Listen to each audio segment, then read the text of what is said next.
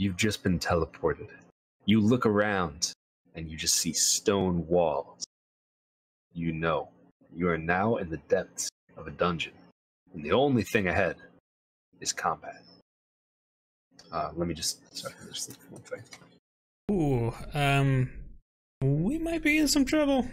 I did not build my warlock for combat. What do you mean? Warlock should be fine for a dungeon crawl. What'd you choose?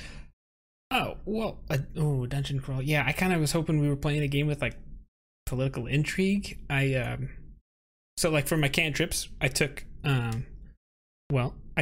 minor illusion. That's useful for most things, but I also took friends.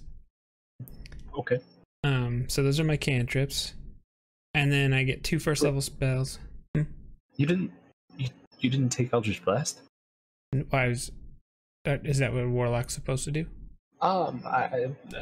No. You could make your character however you want to make it, but I thought we said this was a dungeon crawl. What else do you have? No, I don't remember that. I get 2 first level spells. I took Charm Person and Illusory Script because I was thinking that I would need to, like, convince people of stuff and like maybe trick them.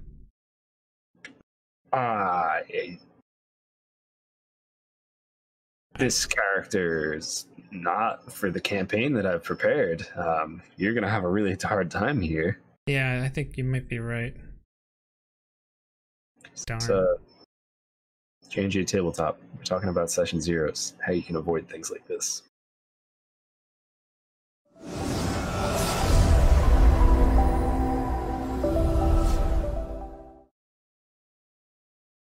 Hey everybody, and welcome to Wednesday, or whatever day of the week you're watching this. We post them on Wednesdays, but watching whenever. This is JNJtabletop. I'm Josh. With me, as always, is Jake.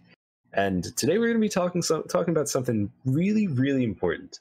Something that can really just stop any of the problems that are going to come up in your campaign, things that we hear about all the time, just before your campaign even starts. And this is called the Session Zero. Session Zero is one of the most important things you could do as a DM and just kind of set expectations for your game. And me and Jake came up with a little list here to talk about some of the things you should do in your Session Zero. So Jake, you want to start that off?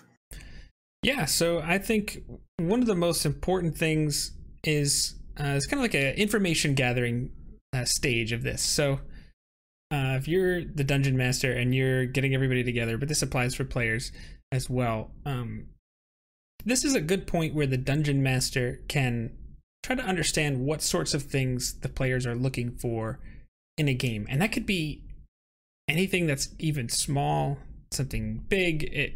It could be, I want to have a longsword Holy Avenger. Okay, well, it could be something very weird and specific like that to, like, I really enjoy role-playing, or I want to play a political intrigue spy warlock like I used in the introduction. I don't want to play in a dungeon crawl. These are the kinds of things that I think, that's kind of valuable to know for a DM. Yeah, I think in a session zero, that's you're 100% correct. It's just information gathering. It's all that preliminary thing. You're giving your players the things they need to know. They're telling you what they want to know. You're going to tell them this game is a dungeon crawl. So then hopefully they don't come there with their character that is clearly not built for combat. Not that you can't have fun being out of place sometimes, but most of your players are going to be a little upset if they build a character for a specific reason and can't do those things. Yeah, I mean, a warlock with the actor feat and takes Mask of Many Faces to cast Disguise Self at will, that could be great in certain situations, but if it's just a dungeon crawl, I mean, the character I put together right there is... I'm like, well, I hope I have some weapons, because I can't even damage anything with my magic. Yeah. So, yeah, it's kind of a big deal. But the next thing really is you're starting to set expectations for what the DM is going to expect from the players and what the players are going to expect from the DM, and that could be on a variety of topics. So what would be like a few examples that you could think of, Josh, for what that would look like, and how that's done well? Yeah, absolutely. So I could say right now, we just did a session zero maybe 2 weeks ago. For all our viewers, I guess we'll just shout this out right now. We'll have links in the doobly-doo. But Jake and I are going to be doing a game for Rare Drop Rare Drop is kind of like a production company with King Gathalion, Professor Broman, our good friend K Magic 101, some other people. We're kicking off their role playing thing and running a game for them. And before we did that, he's the DM. He's in for some trouble from me. I'm gonna be a problem player. But before we started these things, before we started playing, we decided to have a session 0. So, like Jake said, we're setting expectations there. So for this specific campaign, I told you guys it's going to be some sort of treasure hunting thing. That's my idea for it. So when you're going to make your characters, maybe have some sort of character that can aspire to finding something, uncovering lost secrets, something like that. So they know that that's kind of what's going to happen in the game. And if they decide like, no, I hate that, then maybe they just won't play in the game, or they'll, at least if they are going to play in the game, they'll make a character specifically for that. If, say, the game is zigging and as a player you want to zag, a successful session 0 could be everybody kind of looking and saying, hey, you know what? I don't know if this is a good match. Sometimes that is actual success, and it might feel like failure, but it's not. I would 100%. I would say that if your session 0 ends with you and your players all saying, you know what, let's not play this campaign, as long as it's on good terms, that's a very successful session 0. Because if you played, it's just going to be bad D&D, and nobody wants bad D&D, especially when you have a group of players that you can trust and you can play a good game with. Maybe just not this one concept. And if you're the DM, don't feel bad about that. Just take those campaign notes, put them on the side, let them marinate for a while, add some more stuff to it, just have fun with it. If it ever feels like it's a time with this group or a different group, bring it up again, say, I have this thing, and then it'll probably be even better than it was originally. But yeah, it's just setting expectations. It could be even as far as like, are we role-playing, or are we just saying like, my character tells this person that I do this thing? You know, it's all of that. That's true. We actually had a comment from someone the other day. 6 Chickens asked us for tips on how to get some extra role-playing out of players in their game, and this is where session 0 shines, because like you said, someone may be watching games like Critical Role, where they're used to just being, everybody's just in character all the time. They have accents, they have a special voice that they think of, and that's what they do, and a lot of times it's very easy to want to do that, but some people are just not comfortable with that. So this is the time where you kind of just hash all of that stuff out, and everybody just knows what's going to happen. Yeah, and for that comment, he said, I am a fairly new DM, and I'm trying to get my players to roleplay with little success. Any tips? First thing that we said is, do your players have any interest in roleplaying? Ask them. If you want to do something, your players don't want to do it, well, they're just not going to do it. They're not going to do anything they don't want to do, and you shouldn't try to force them to as a DM. It's just, maybe you don't mesh with that group and you need to find a new one, or maybe you guys can find a happy middle ground. But if you ask about it and know what you're getting into ahead of time, it's going to save you a lot of trouble. So what other things do you think would be something that might be important as far as like setting expectations or maybe even boundaries for a D&D game? Yeah, boundaries is that's really important to go over. Is some people, the same way you'll find trigger warnings on videos about sensitive subjects, some of your friends might feel certain ways about sensitive subjects, and that could be anywhere from rape to excessive violence to literally any racism in your games, anything like that. You want to know, and of course you have to go about this with grace. You have to go about this gently, asking your players like, hey, if there's anything you have a problem with, you could list off a few examples like I just did. Just let me know. They don't have to tell you right off the bat. You should. It's 2020. You guys should all have some sort of other texting, direct messages. And if you have a situation like that and you're embarrassed about it, you don't have to go into detail. Just DM your DM and say, listen, I don't like talking about human trafficking, whatever the case, whatever it is. Maybe you don't like the color purple. I don't know, but just do it. because you just never know what can happen in a Dungeons and Dragons game, because they can get wacky from time to time. So absolutely. And just, have grace with each other, like Josh said, because you never really know what someone goes through day to day or anything that's happened to them previously in their life. Absolutely. Be good to each other. The only other thing I would probably say about boundaries is just because someone has a problem with something, it might not necessarily mean that they don't want it in the game, like, altogether. Like, a specific example I could give is maybe like a torture scene or something like that. Maybe it's okay if that is in the game, but they just don't want to role play it. You just want to say, like, you could be perfectly within your right to tell your DM, hey, I get it if you want to put this in the game, but please just fade to black.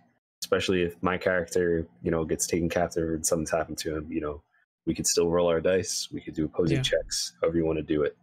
I used to do some play-by-post games online years ago, and there was like an intimate scene that came up, and it was going to places that I was like, really, are we doing this right now? So like, they have like an out of character thread in this, and I was like, I'm not really sure I'm comfortable with this. And actually the DM's brother was in it, and he's like, and I really don't want to know about what my brother does in his personal life. So like, it was one of those things where it was like, cool. And everybody was like, thank you for saying something. I didn't want to make anybody uncomfortable. I didn't even know I crossed the line.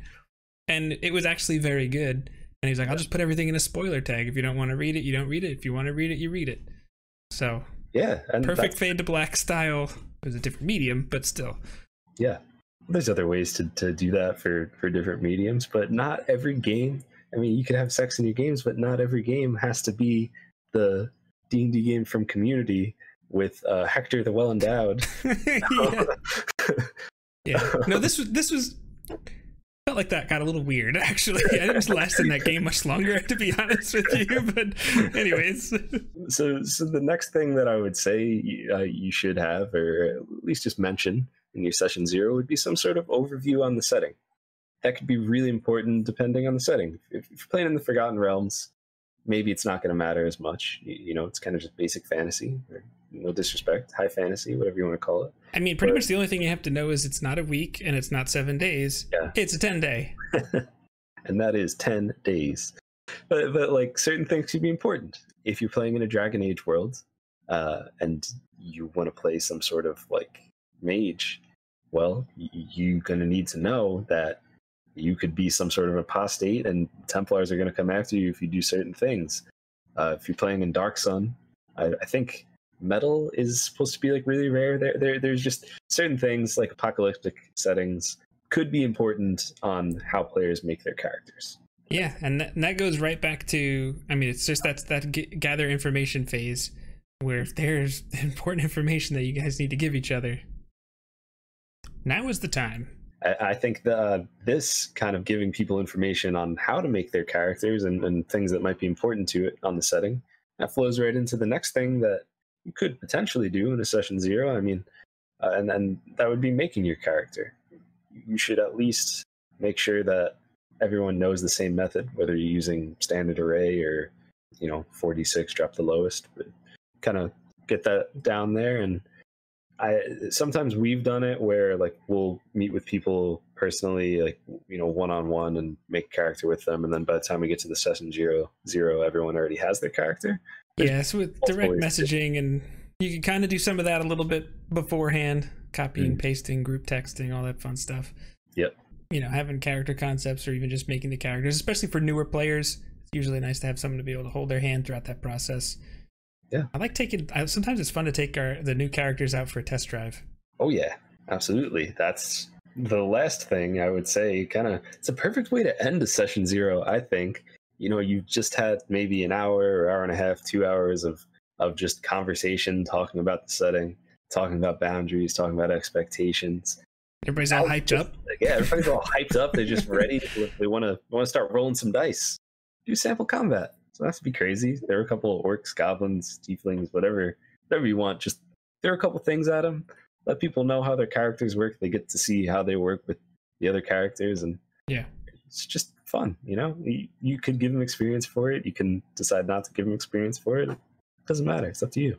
Who uses experience these days? Yeah, that's fair. That's fair. That sounds like another video, though. It does sound like another video. back up for 1 second and just say I think having a session 0 type concept for making characters and making sure people are talking to each other about the character creation process could be good if you care about having a balanced party, and if your players are going to care about having a balanced party, because they all make their character beforehand and everybody shows up with the fighter. Yeah. I personally would love to play in that party because I feel like it would just be interesting. It'd be fun. How do you overcome these deficiencies? And yes, exactly. But some people have serious problems with that. Some people are like, we need a magic user, we need a cleric, and we need a fighting man. And fighting man. Yeah, it's all about just knowing what to expect from each other and the game. And that's really, really the bottom line. In case you haven't caught that yet, set those expectations. This is how you do it. This is the way. This is the way. We have spoken? I was about to say, I have spoken. There it is. Yeah, so that's it for our How to Have a Great Session 0 video. Don't forget to like, comment, and subscribe. And I'm going to throw it over to Josh. Yeah, if you have, I hope this was good for you, first off. But if you have any questions about Session 0s, let us know in the comments. We respond to any comment that has like a legitimate question, even the ones that don't too. The other thing is just a reminder about that rare drop game. We've been working pretty hard on this, and we're pretty proud of the team we've put together and the product that we're going to put out, meaning content. It's going to be a really good time. We hope to see you there. 7 p.m. Rare drop. Twitch.tv/raredrop, I believe. We'll have the link in the doobly-doo. Eastern time, too. Eastern, yes. Yeah. Always Eastern. Yeah, it would suck if you were like, this is great, and you live in California. Mm-hmm. It's like the game's over because it's supposed to end around 10. Yeah, that would be about 7 to 10. Probably have like a starting student screen at like 6:45, 6:50, something like that. I really feel like going to 7-Eleven now.